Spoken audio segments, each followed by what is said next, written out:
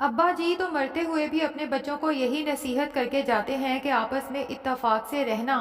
वो तो इस दुनिया से चले गए, लेकिन शमीम है कि उसके अंदर का जहर खत्म होने का नाम ही नहीं ले रहा। हालांकि इसके बाप ने मरते हुए भी अपने बच्चों को यही नसीहत की थी कि मैं रहूं या ना रहूं, तुम लोग एक दूसरे को माफ कर देना और मिलजुल के रहना, मेरे वाली गलतियां मत दोहराना। लेकिन ये शमीम जिसकी वजह से इसके बाप को हार्ट अटैक आया है, इसके बावजूद ये अपने बाप की मौत का जिम्मेदार कशफ और अब्दुल बारी को ही ठहरा रही है और अब इनसे बदला लेने का प्लान बना चुकी है। इसे सबसे ज्यादा नफरत तो कशफ से ही महसूस होती है, क्योंकि शमीम सोचती है कि जब तक अब्दुल बारी की शादी नहीं हुई थी मैं तो उसके साथ ऐसे ही पेश आती थी, उसको रोक टोक भी करती थी, लेकिन अब्दुल बारी ने कभी घर छोड़ने का नहीं सोचा था।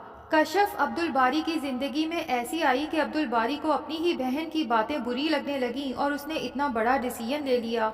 और आज मेरे बाप का साया भी इस अब्दुल बारी बल्कि इस कशफ की वजह से मेरे सर से हमेशा के लिए उठ गया। अब कशफ जब शमीम को रोते हुए देखती है तो उसके कमरे में जाती है, जबकि शमीम जो कशफ से दिल से शदीद नफरत करती है लेकिन बज़ाहिर उसके साथ बहुत मोहब्बत से पेश आती है और उसकी मिन्नतें करती है कि कशफ, अब्बा जी यही चाहते थे कि हम सब बहन भाई एक दूसरे को माफ़ कर दें और एक दूसरे के साथ मोहब्बत से रहें। तुम अब्दुल बारी को समझाओ और घर वापस आ जाओ। कशफ जब अब्दुल बारी से बात करती है तो अब्दुल बारी खामोश हो जाता है, लेकिन शमीम खुद ही अब्दुल बारी के पास पहुंच जाती है। रो रो के उससे माफ़ी मांगती है कि अपनी बहन को माफ़ कर दो। मैंने तुम्हारे साथ कशफ के साथ बहुत नाइंसाफ़ी की, लेकिन अब मैं समझ चुकी हूँ और ख़ुद को बेहतर बनाने का भी सोच चुकी हूँ। अब्दुल बारी जब अपनी बहन को इस तरह से शर्मिंदा और रोते हुए देखता है तो उसे बर्दाश्त नहीं होता, क्योंकि बहरहाल उसकी बहन ने उसे एक माँ बन के पाला है। इसीलिए आपा शमीम से कहता है कि बाजी भूल जाएं वो सब बातें और मैं भी भूल चुका हूँ। अब्बा जी के साथ ही मैंने अपनी तमाम वो तलखियां दफना दी हैं जिसके बाद हम दोनों में दूरियां आई थीं। शमीम सोचती है कि बस एक दफ़ा ये दोनों वापस आ जाएं और कशफ को देख के दिल ही दिल में अहद कर लेती है कि तुम्हारी वजह से अब्बा जी इस दुनिया से गए हैं। ये फांस सारी जिंदगी इस दिल में चुभती रहेगी और इसकी चुभन मैं तुम्हें भी महसूस कराऊंगी। तुम्हारी जिंदगी को मैंने जहन्नुम ना बनाया तो मेरा नाम भी शमीम नहीं है। अफसोस की बात तो ये है कि शमीम को अभी तक रियलाइज नहीं हुआ कि कशफ ने नहीं बल्कि शमीम ने अपने भाई और भाभी की जिंदगी को अजाब बनाया हुआ था, और पता नहीं अब आगे चल के वो कशफ और अब्दुल बारी की जिंदगी में क्या क्या मुश्किलात पैदा करने वाली है। उधर नसीम भी अपने घर वापस चली जाती है और सादिक से कहती है कि बाप का साया जब सर से उठ जाता है तो दिल बहुत बेचैन हो जाता है। मुझे तो अभी तक इस बात का यकीन नहीं आ रहा कि मेरे अब्बा जी इस दुनिया में नहीं रहे। अब पता नहीं इस नसीम पे अपने मरते हुए बाप की नसीहत का कुछ असर होता है या नहीं, क्योंकि इसके अब्बा जी यही चाहते थे कि ये सादिक के साथ खुशहाल जिंदगी गुजारे, क्योंकि सादिक जैसा शौहर किस्मत वाली लड़कियों को मिलता है। क्योंकि सादिक में कोई बुरी आदत नहीं है, कमाता है और अपनी बीवी और बेटी को बहुत मोहब्बत से पेश आता है। दूसरी तरफ रज़ा की माँ को भी बिलाखर पता चल जाता है कि शुमाइला प्रेग्नेंट नहीं है।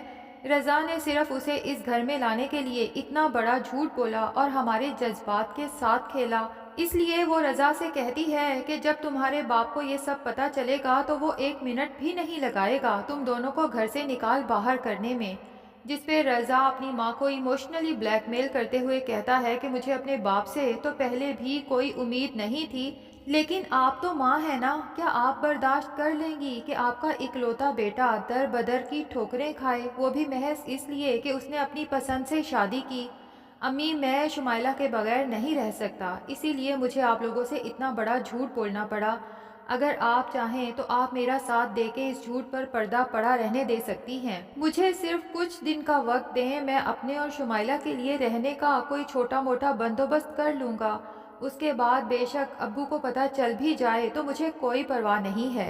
रज़ा की माँ को ये शुमाइला तो एक आंख नहीं भाती, लेकिन वो अपने बेटे की वजह से मजबूर है। जाहिर है कि शुमाइला घर से निकलेगी तो उसका बेटा भी घर छोड़ देगा, इसीलिए सिर्फ अपने बेटे की खातिर वो ये सच्चाई अपने शौहर को नहीं बताती। लेकिन उसके बाद उससे शुमाइला की हरकतें भी बर्दाश्त नहीं होती।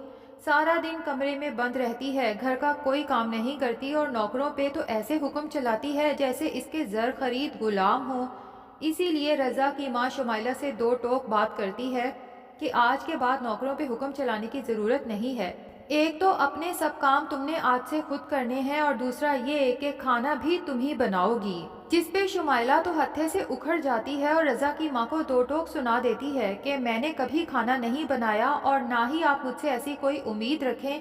تو رضا کی ماں بھی شدید غصے میں آ جاتی ہے شمائلہ کی چلتی زبان دیکھ کر، اور دل میں سوچتی ہے کہ ایک وہ سائرہ تھی جو ایک خاندانی لڑکی تھی، پڑھی لکھی سلجھی ہوئی۔ میں اس کے ساتھ جو بھی سلوک کرتی تھی اس نے مجھے کبھی آگے سے جواب نہیں دیا تھا۔ اسی لیے شمائلہ کو غصے سے کہتی ہے کہ تمہاری ساری سچائی جاننے کے باوجود بھی اگر تم اس چھت کے نیچے موجود ہو تو یہ میرا احسان ہے تم پہ، اس لیے میرے سامنے آئندہ سے زبان مت چلانا۔ لیکن شمائلہ کہاں چپ ہونے والی ہے، اپنی ساس کو اسی کی زبان میں جواب دیتی ہے اور کہتی ہے کہ احسان آپ نے مجھ پہ نہیں کیا بلکہ اپنے بیٹے پر کیا ہے۔ ظاہر ہے کہ جب ساری سچائی آپ کے شوہر کو پتہ چلے گی تو وہ اپنے بیٹے کو بھی تو گھر سے نکالے گا۔ رضا کے فادر اتفاق سے شمائلہ کو اپنی بیوی کے ساتھ بد کلامی کرتے ہوئے دیکھ لیتے ہیں۔ انہیں اصل مسئلے کا تو پتہ نہیں چلتا، لیکن اپنی بیوی کو ایک سائڈ پہ بلاتے ہیں اور کہتے ہیں کہ یہ سب ہماری ہی غلطی کا نتیجہ ہے۔ ہم نے رضا کو بہت ڈھیل دے رکھی تھی اور اسی کا خمیازہ آج بھگت رہے ہیں۔ ایک اچھی نیک سیرت سلجھی ہوئی بہو کو گھر سے نکال کے اس بد زبان لڑکی کو گھر میں رضا کی وجہ سے برداشت کرنا پڑ رہا ہے، لیکن اب میری برداشت جواب دے گئی ہے اور میں یہ غلطی دوبارہ نہیں دہراؤں گا۔ رضا کے فادر اسے بلائیں گے اور دو ٹوک اپنا فیصلہ سنا دیں گے کہ اگر تم نے شمائلہ کے ساتھ رہنا ہے تو اپنے رہنے کے لیے کہیں اور بندوبست کر لو۔ اس طرح کی زبان دراز لڑکی کے لیے میرے گھر میں کوئی جگہ نہیں ہے، اور نہ ہی مجھے اس چیز کی کوئی خوشی ہے کہ وہ لڑکی تمہارے ہونے والے بچے کی ماں بننے والی ہے۔ رضا تو شمائلہ پہ جا کے غصہ کرے گا کہ میں نے تمہیں کتنا سمجھایا تھا کہ تم اپنی زبان پہ کنٹرول رکھو اور میرے ماں باپ کے دل میں اپنے لیے جگہ پیدا کرنے کی کوشش کرو، لیکن تم نے سارا کام بگاڑ کے رکھ دیا ہے، وہ بھی صرف اپنی بد زبانی کی وجہ سے۔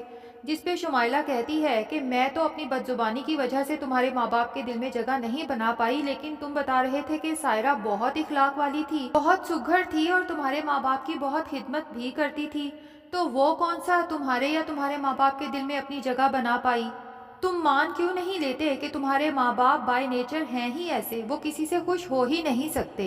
شمائلہ کی غصے میں کہی گئی یہ بات تو رضا کے دل پہ تیر کی طرح لگے گی اور اسے یکدم سائرہ بری طرح سے یاد آئے گی کہ واقعی ہی وہ کتنی سافٹ سپوکن اور سلجھی ہوئی لڑکی تھی۔